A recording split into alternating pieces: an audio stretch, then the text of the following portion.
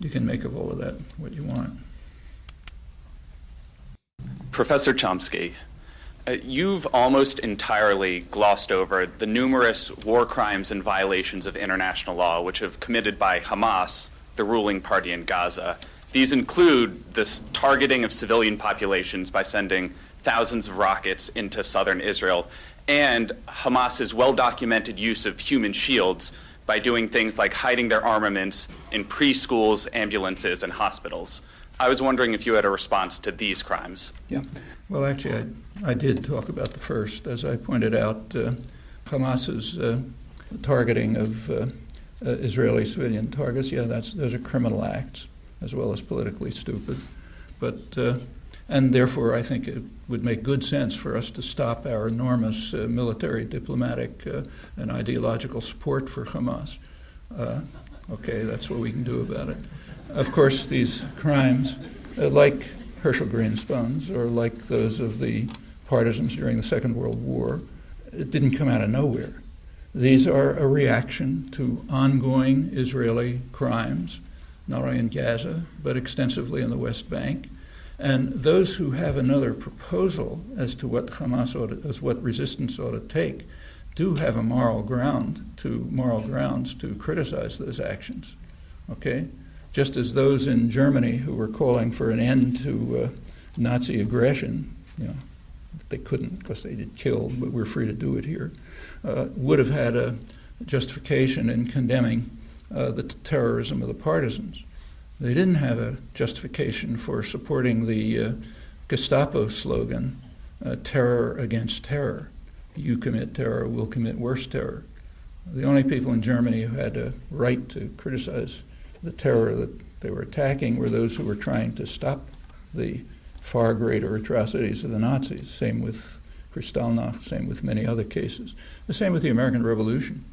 I mean, the American, the patriots, as we call them, we're terrorist forces. In those days, terrorism wasn't as extreme as it is today, nor was military conflict.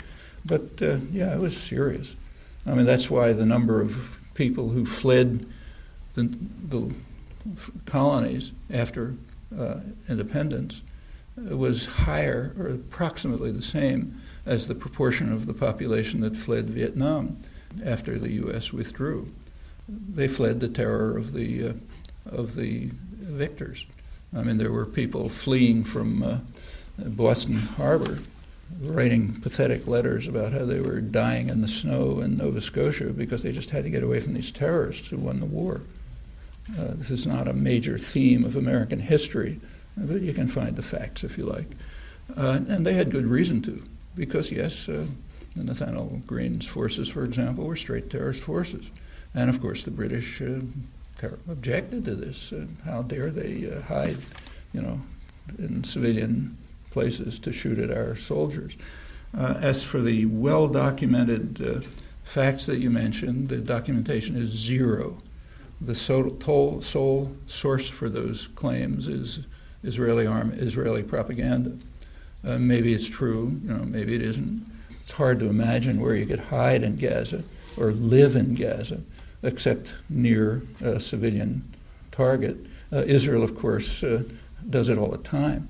So if you ask where the Israeli military command is, it's right in the middle of the cities. Where are they going to put it?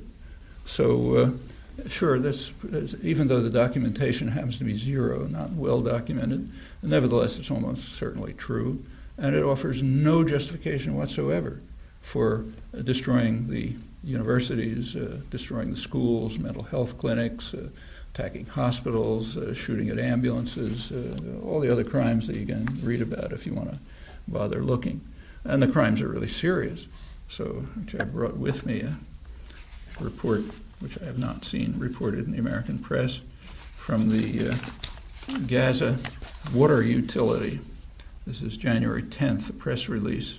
They describe, I won't bother reading it, but they essentially describe how hundreds of thousands of people in Gaza are without water because of Israeli attacks on water systems and also attacks on sewage systems and, in fact, power plants, which make anything run, so that one discharging pond is leading to a major catastrophe that threatens the lives of thousands of people just by drowning and sewage flooding.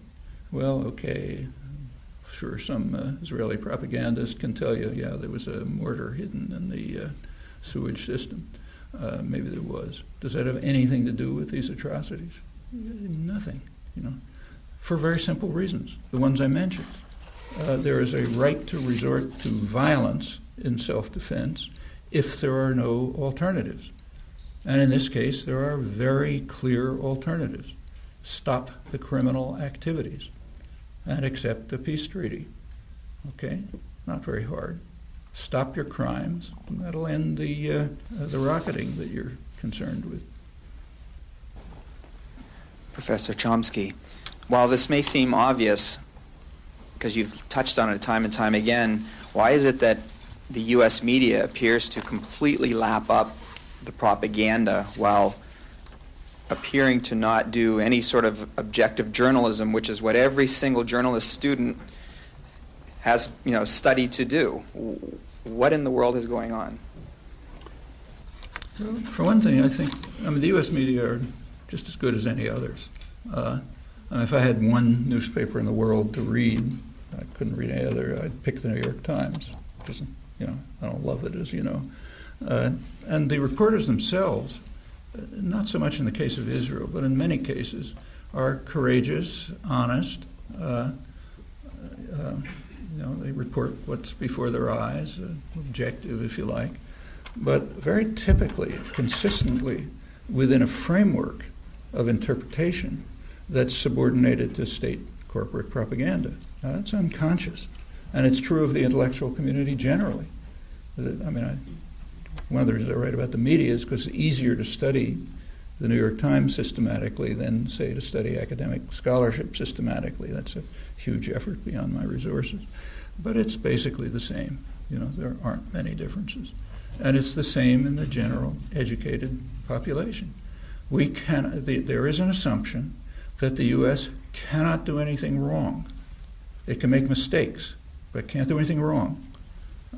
Individuals may do things wrong, like there may be a bad apple here and there, but we can't do anything wrong as a people. So take, say, the invasion of Iraq. Barack Obama is praised, even by the left, for what's called his principled opposition to the Iraq war. What was his principled opposition? Basically, we can't get away with it. He says it was a strategic blunder. Okay, you go back to Pravda in the 1980s, when the Russians were invading Afghanistan. There are plenty of people saying it's a strategic blunder. We don't call that principled opposition to the war. After Stalingrad, there were plenty of Nazi generals who say, look, it was a strategic blunder to open a two-front war. Are they principled opponents of the Nazis? The very idea that this is called principled opposition is a very interesting insight into our own intellectual and moral culture. It's totally unprincipled. It's based on nothing except cost to us. Maybe there's a couple of words about, I don't like civilian casualties. But it's very hard to find any principled opposition in the culture, in the intellectual culture generally. And it's also true of things that go way back. So take the Vietnam War. There's been reams of material on that. But try to find a principled criticism of it in the mainstream. If you look at the literature of, say, diplomatic history today, or anything that goes way back, you find two positions. They're the hawks, who say, with more force we could have won, and they're the doves who say it was a lost cause, which was a mistake. Take Arthur Schlesinger, who's a leading American historian, Kennedy advisor, one of the most outspoken doves. He was a strong supporter of the war under Kennedy to the extent that he paid any attention to it at all. In fact, he paid almost no attention to it, even though Kennedy did directly attack South Vietnam and carried out many atrocities. But if you look in Schlesinger's journals, which just appeared, almost day-to-day record of everything he did, there isn't even a mention of Vietnam until the Johnson years there's a lot about swimming pools and who jumped in naked and that sort of thing, but nothing about Vietnam. But by 1966, 67, he was, like others, becoming critical of the war. And he wrote a book which is considered one of the important criticisms of the war. It's called Bitter Heritage. And he was very explicit, nothing hidden. He described his controversy with his friend Joseph Alsop, a major journalist who was a strong supporter of the war. And Schlesinger said something like this. She said, "We all pray that Mr. Alsop is right, and that with more force, the surge of the day, we will be able to win victory in a land of wreck and ruin, with everything destroyed and so on and so forth. That's what we all pray, but it probably won't work." And then he said, if Mr. Alsop is right, and we do win victory in this devastated land, we will all be praising the wisdom and statesmanship of the American government. And that wasn't ironic. He meant it, And yes, that's the attitude of liberal doves.